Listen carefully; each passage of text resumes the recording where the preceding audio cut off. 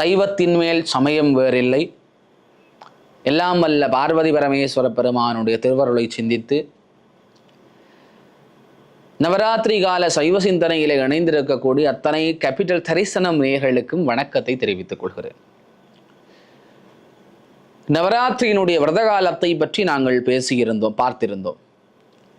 இந்த விரதத்தை எவ்வாறு அனுஷ்டிக்க வேண்டும் என்று சொன்னால், விரதம் ஆரம்பிப்பதற்கு முதல் நாளிலே ஒரு பொழுது உணவு உண்டு விரதத்தை ஆரம்பித்தல் வேண்டும்.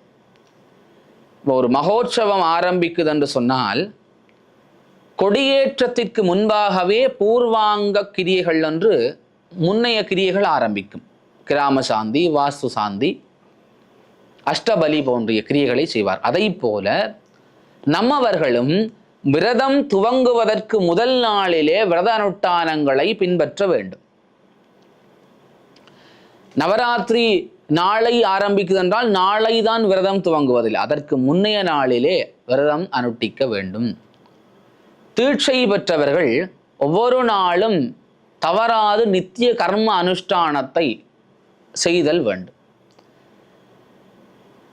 நவராத்திரியினுடைய விரதம் ஆரம்பிப்பதற்கு முதல் நாளிலே ஒரு பொழுது உணவு உண்டு. விரதம் துவங்குகிற நாள் முதல் உங்கள் மரபுகளுக்கு அமைவாக உங்கள் உடல் நிலைமைக்கு ஏற்றவாறு இந்த உணவு பழக்கத்தை, உணவினுடைய தன்மை சுருக்குதல் அல்லது விடுதல் இரண்டையும் மேற்கொள்ள. கூடுதலாக சிறிய படிக்கின்ற பிள்ளைகள் காலையிலே உணவு அருந்தாது மதியத்திலே விரத போஜனத்தையும் இரவிலே மாச்சாப்பாடையும் எடுத்துக்கொள்வார்கள். இதைவிட 9 நாளும் ஒரு பொழுது உணவு உண்கிற மரபும் இருக்கிறது. இரவிலே மட்டும் உணவு உண்டு விஜயதசமியிலே விரதத்தை முடிக்கின்ற பாரணையோடு முடித்து கொள்வார்கள். இப்படியான மரபும் இருக்கிறது. ஆக எது வழமையாக நீங்கள் பின்பற்றி வருகிறீர்களோ அதற்கு ஏற்றாற்போல் விரதத்தை பின்பற்றுதல் வேண்டும்.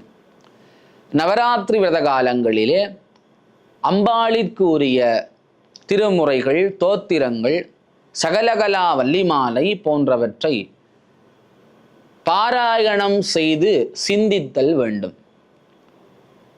ஒவ்வொரு மாலையிலும் இராத்திரி பொழுதாக என்பதனாலே மாலையிலிருந்து மறவாது அம்பாளுக்கும் பிரானுக்கும் சுவாமியாகிய சிவபெருமானுக்கும் பூஜை செய்ய வேண்டும்.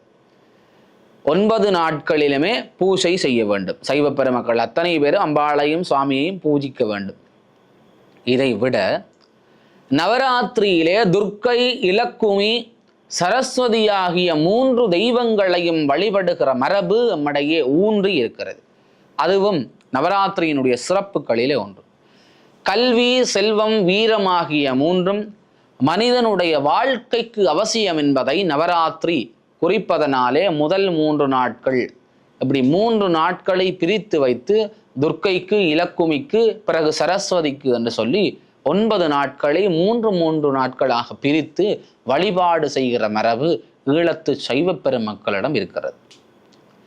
நவராத்திரியினுடைய புராண கதைகளை பார்த்தால், மகிடாசுரனை சம்ஹாரம் செய்வதற்காக அம்பாள் துர்க்கையாக தோன்றி மகிஷாசுரனை அழித்த நாளாக இந்த நவராத்திரி விரதகாலம் இருக்கிறது. விஜயதசமியிலே மானம்பூ திருவிழாவை செய்வார்கள். இந்த மானம்புவிலே மகிஷாசுரன் வதத்தை செய்து விஜயதசமியிலே வெற்றி திருநாளாக செய்கிற மரபு இருக்கிறது. துர்க்கை, இலக்குமி, சரஸ்வதி ஆகிய 3 பெண் பெருந்தெய்வங்களையும் இதில் மலைமகள், அலைமகள், கலைமகள் என்று எமது இலக்கியங்கள் பறைசாற்றுகிறது. இந்த பெண் பெருந்தெய்வங்களை வழிபடுகிற நாளாக நவராத்திரி அமைந்திருக்கிறது என்று கூறி விடை பெற்றுக் கொள்கிறேன். வாழ்க தமிழ், வளர்க கலை.